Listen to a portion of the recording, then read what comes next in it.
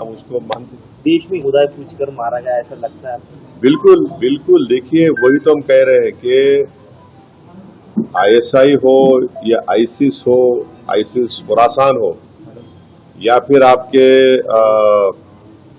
जो deep state है या एस्टेब्लिशमेंट है पाकिस्तान का, वो तो यही चाहते हैं कि इस देश में हमेशा के लिए हिंदू मुसलमानों के झगड़े चलते रहे।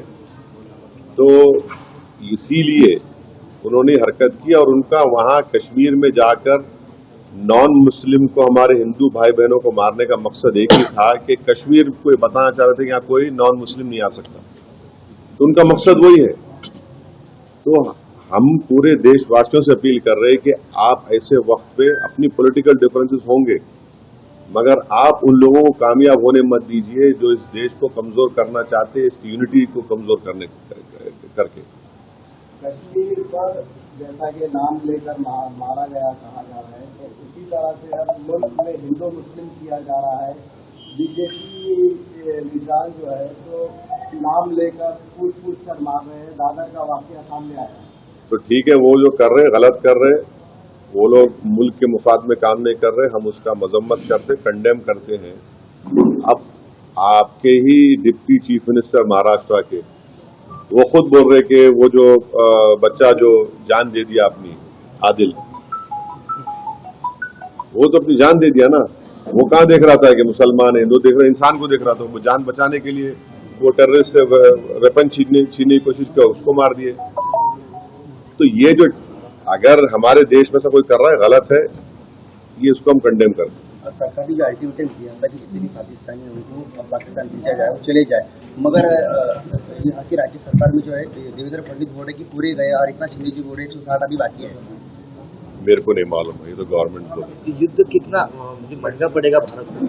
अरे भाई अभी गवर्नमेंट को छोड़ो ना, ऐसा लूज टॉक मत करिए। गवर्नमेंट का डिसीजन होगा, गवर्नमेंट पूरा सोच के फैसला करेगी। मेरा मानना ये सुने, एक में सुनिए, गवर्नमेंट क्या करेगी नहीं करेगी वो गवर्नमेंट तय करेगी।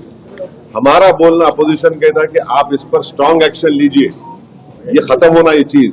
अब वो कैसा एक्शन लेंगे, क्या लेंगे, गवर्नमेंट पे तो थोड़ा आपको तो उन पे छोड़ना पड़ेगा ना।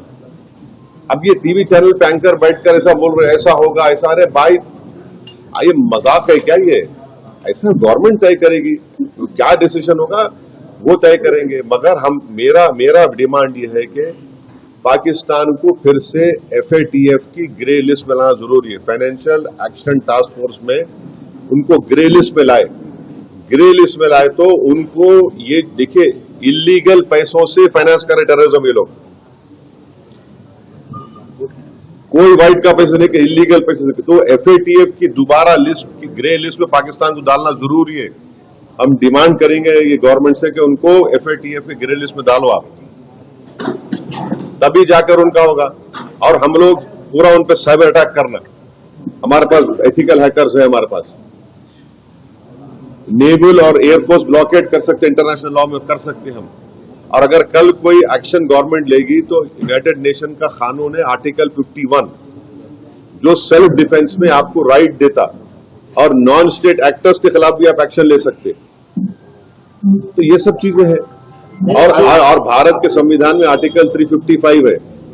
355 के तहत कोई स्टेट में अगर एक्सटर्नल एग्रेशन होता तो सरकार की जिम्मेदारी उसको रोकने की।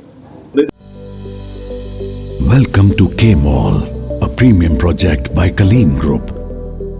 K-Mall is in the heart of Kolkata's electronic, garment and lifestyle hub, Khidirpur. K-Mall, which is designed as a world-class mall, is the outcome of endless effort of our experts, combined with modern superb techniques and new age design.